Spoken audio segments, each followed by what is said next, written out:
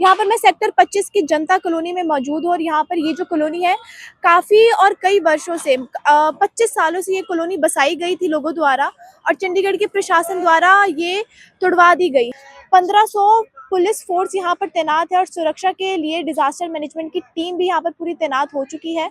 सरकार आती है अपने अपने नंबर बनाने के लिए तोड़ जाती है। बस 25 साल से रह रही थी यहाँ पे, तोड़ दिया, कुछ भी नहीं दिया। सारे प्रूफ है हमारे पास। जब ये वोट लेने के लिए यहाँ पे आते हैं तब इनको पता नहीं चलता कि यहाँ पे वोटर्स भी हैं। चंडीगढ़ के एसडीएम नवीन सर्च के साथ यहाँ पर ये जो जनता कॉलोनी थी यहाँ पर इन सबके घर अब तोड़ दिए गए हैं। उसके ऊपर क्या लोगों को इससे पहले यहाँ पर सूचित किया गया था?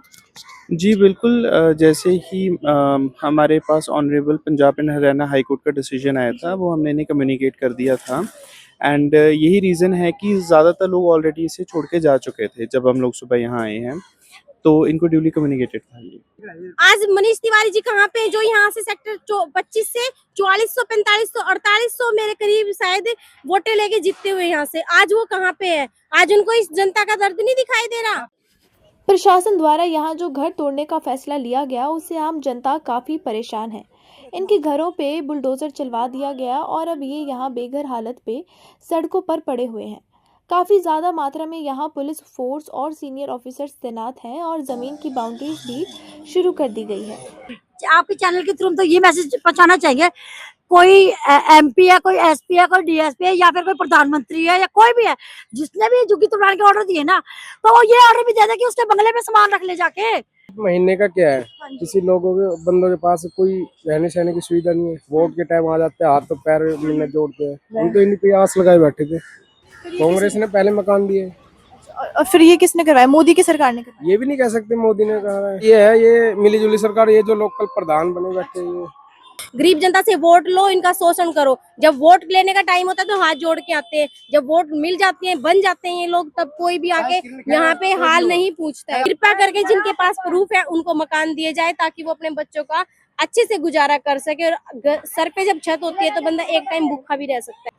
यहाँ पे अभी मैं लड़की के साथ गई, 50,000 रुपए लगाए थे, सारा नुकसान हो गया।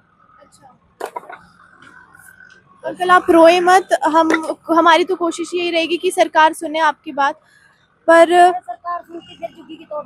मैडम सरकार सुनती, सरकारी है सारे जो खड़े हैं इस टाइम यहाँ पर, सरकार ने पता भाई ये बंदे जो में पड़े टाइम पास करे अपना, बताओ हम अभी इतना नुकसान हो गया, हमारा कितना मटेरियल सारा बेकार हो गया। बच्चे हमारे इधर उधर पता नहीं कहाँ पड़े हैं, बच्चों को कुछ नहीं पता हमारे। ये पहली बार नहीं कि सरकार ने ऐसे घरों को तोड़ा है। इससे पहले भी पंचकुला में और मनीमाजरा की मोटर मार्केट्स को सरकार ने तोड़ने का आदेश दिया, जिस पे काफ़ी लोग निराश हुए।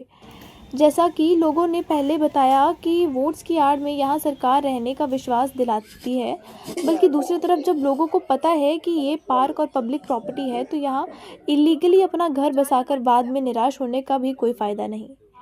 जबकि लोगों को 25 दिन पहले से ही नोटिस दे दिया गया था कि ज़मीन खाली करवाई जाएगी। हालांकि अब सरकार ने कुछ लोगों को फ्लैट्स पर रहने के लिए मनीमाजरा में रेजिडेंस अलॉट करवाया है, वो भी कुछ शर्तों पर। यहाँ पर इनको अगर हटाया गया है तो इनको कहीं और रहने की सुविधा दी है? देखिए जी, इसमें दो चीज़ें हैं। पहली बात तो ये है कि पिछले तकरीबन एक हफ्ते से हम लोग यहाँ पे रेगुलर अनाउंसमेंट्स करवा रहे थे। कल भी हमने 3 बार यहाँ अनाउंसमेंट्स करवाई हैं, तो ऐसा तो नहीं है। दिस इज़ जस्ट लाइक कि आप एक डॉक्यूमेंट बनवाने जाते हैं, उसमें 3 डॉक्यूमेंट चाहिए, आपके पास 2 हैं, तो ऐसा नहीं है ना कि आपका बन जाएगा। मतलब जिनके पास वो डॉक्यूमेंट्स थे उनको आपने अलॉट किया है कुछ? जी मैम, जिन लोगों ने पहले से किया हुआ था उनका एक अलग से स्क्रीनिंग हुई है। अब हमने उन्हीं को हटाया है जो लोग उसके बाद भी यहाँ बैठे हुए थे, जो इनएलिजिबल डिक्लेयर हो चुके थे। और तो फिर अब अगर इस लैंड को हटाया जाएगा तो इसके ऊपर किसी और चीज़ का निर्माण होगा, इस चीज़ की कोई डिसीजन वगैरह चल रहा है? जी, ये मास्टर प्लान के हिसाब से है। ये इसके ऊपर chief architect office better comment कर सकता है, लेकिन ये है कि ये ऑलरेडी स्पेस ईयरमार्क थी। जी, ये तकरीबन 10 एकड़ के आसपास सरकारी लैंड था, जिसके ऊपर एक काफ़ी सालों से कब्ज़ा चला हुआ था।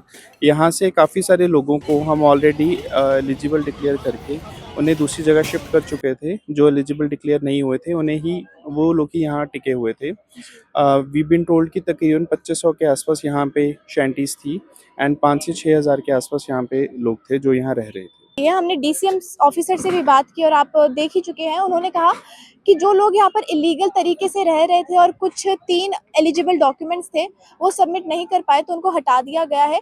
लेकिन जो सबमिट कर पाए हैं डॉक्यूमेंट्स वो यहाँ पर उनको सरकार ने लैंड अलॉट कर दी है और वो मनी माजरा में रह रहे हैं। बाकी हमने लोगों से भी यहाँ पर बात की, उनके क्या विचार थे, क्या कष्टों से वो गुजर रहे थे, वो उन्होंने बताए हैं। क्या पॉलिटिक्स की यहाँ पर क्या भेड़-चाल चल रही थी, वोट बैंक का क्या चल रहा था, वो सब भी उन्होंने बताया। अभी आप देख सकते हैं पीछे जो ज़मीन की चारदीवारी है वो शुरू हो चुकी है और वो भी थोड़ी देर में कंप्लीट हो जाएगी। आप हमारे साथ जुड़े रहिए। मैं दिशा गुप्ता, चितकारा न्यूज़ के लिए।